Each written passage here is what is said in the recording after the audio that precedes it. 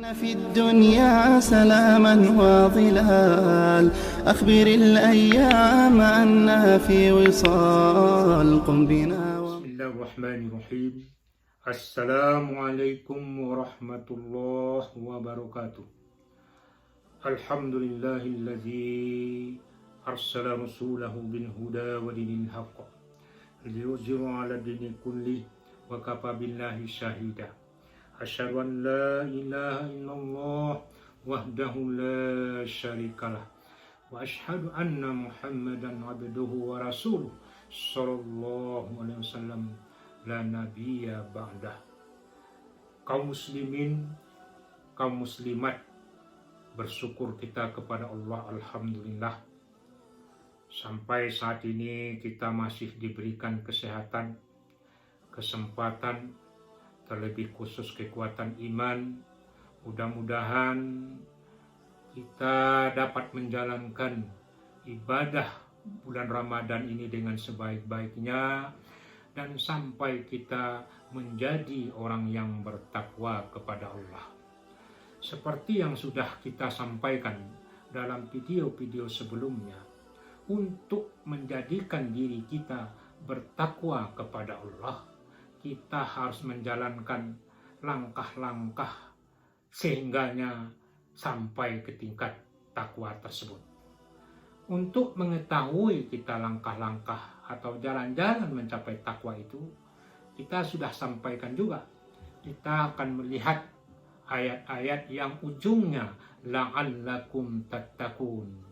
Ayat-ayat la'allakum tattaqun itu 6 di dalam Al-Quran.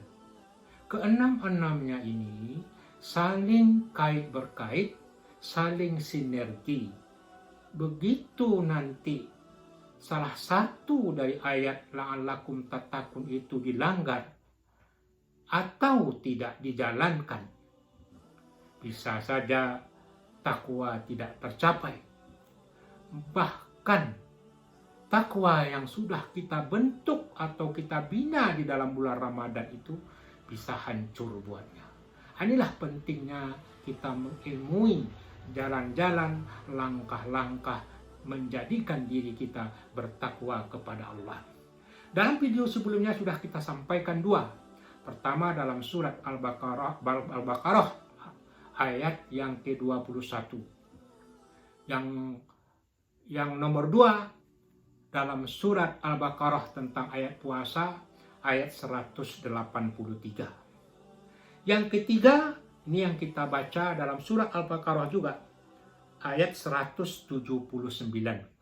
Yang bunyinya, A'udzubillahi minasyaitonirrajim, Bismillahirrahmanirrahim. Walakum fil qisasi hayatu ya ulil albab, la'allakum tattaqun. Yang artinya, dan bagimu dalam masalah hukum kisos adalah untuk menjaga kehidupan, wahai orang-orang yang berpikiran dalam, yang berilmu dalam, supaya kamu menjadi orang yang bertakwa. Sama dengan ayat yang kita baca sebelumnya, surat Al-Baqarah ayat 21, begitupun surat Al-Baqarah ayat 183, yang ujungnya la'allakum tattaqun. Artinya, untuk sampai ke tingkat takwa kita, atau supaya ketakwaan yang telah kita bina selama bulan Ramadan tersebut bisa kita jaga, bisa kita pelihara, kita harus siap patuh dengan hukum-hukum Allah. Inilah intinya, kesiapan patuh dengan hukum-hukum Allah. Karena apa? Karena dalam rangka kita beribadah kepada Allah, bisa saja nanti kita akan terjadi bermacam-macam kekeliruan, kesalahan, kelupaan, ataupun nanti yang lain-lain yang kita langgar. Untuk itu kita perlu siapkan diri menjalani hukum-hukum Allah dalam rangka menghapus kesalahan tersebut atau membersihkan dosa kita dari kesalahan-kesalahan itu. Nah, ini yang penting yang harus kita sadari, hal yang demikian. Contoh sederhana, misalnya kita dalam sholat, kemudian dalam sholat mungkin kita lupa rakaat sholat. Apakah berlebih seperti sholat subuh misalnya, apakah sudah 2 rakaat atau 3 rakaat atau mungkin lebih, hal yang demikian. Terjadi kelupaan. Bagaimana solusinya?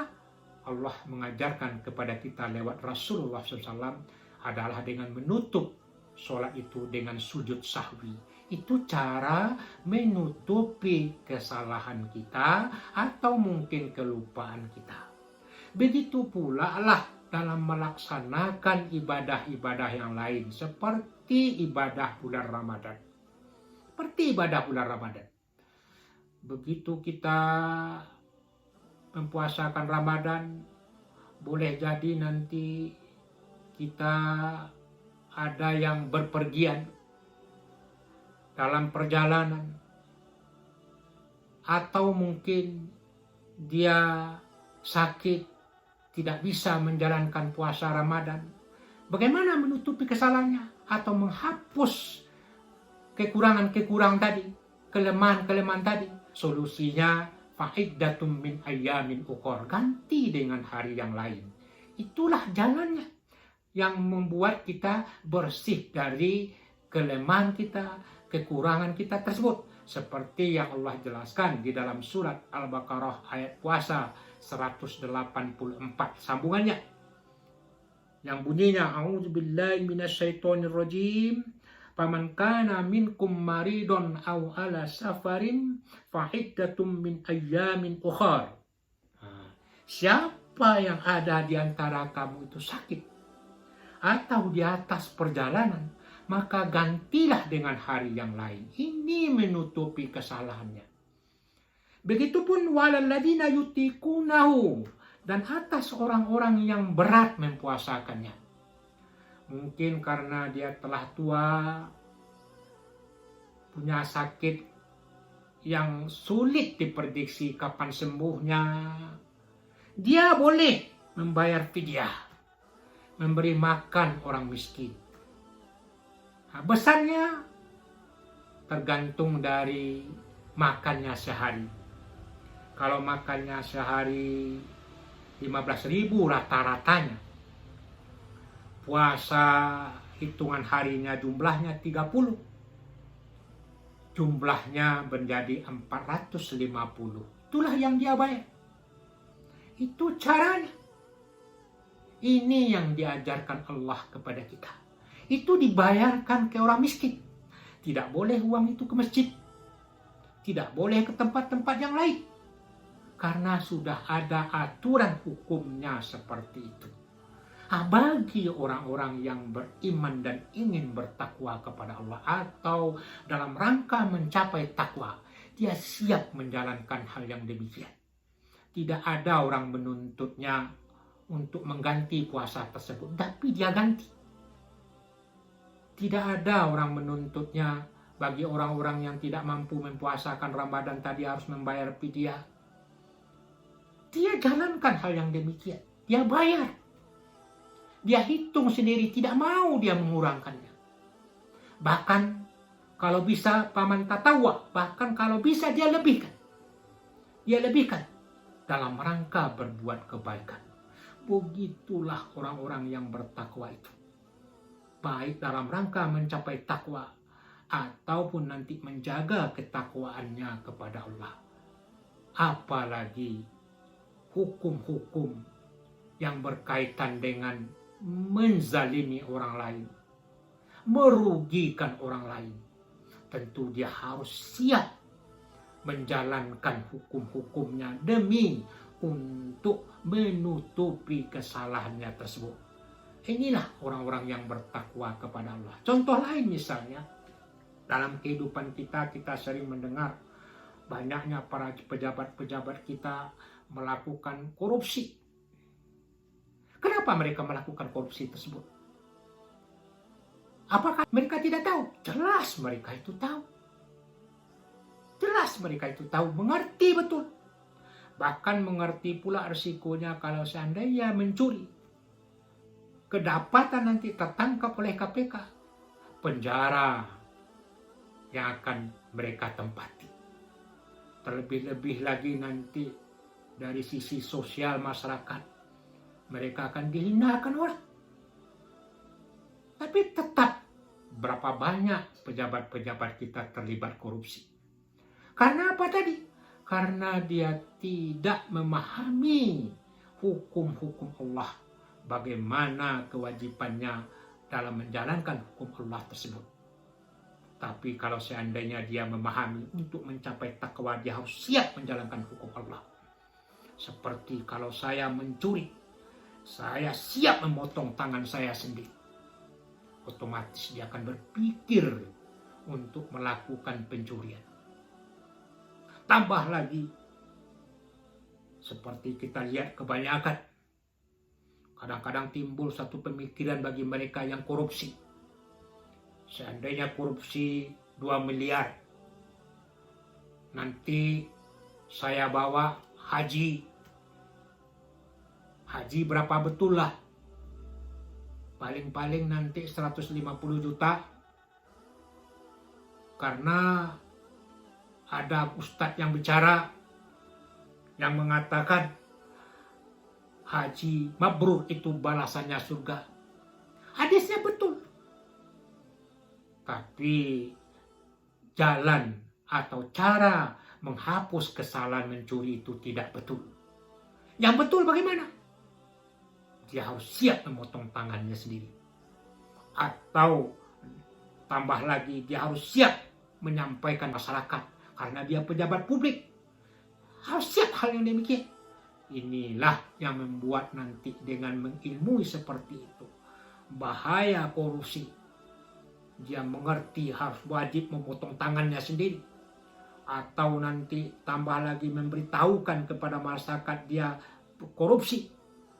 Inilah yang membuat dia tidak mau melakukan korupsi tersebut.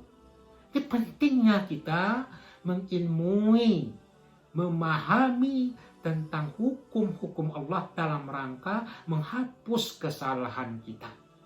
Seperti itu.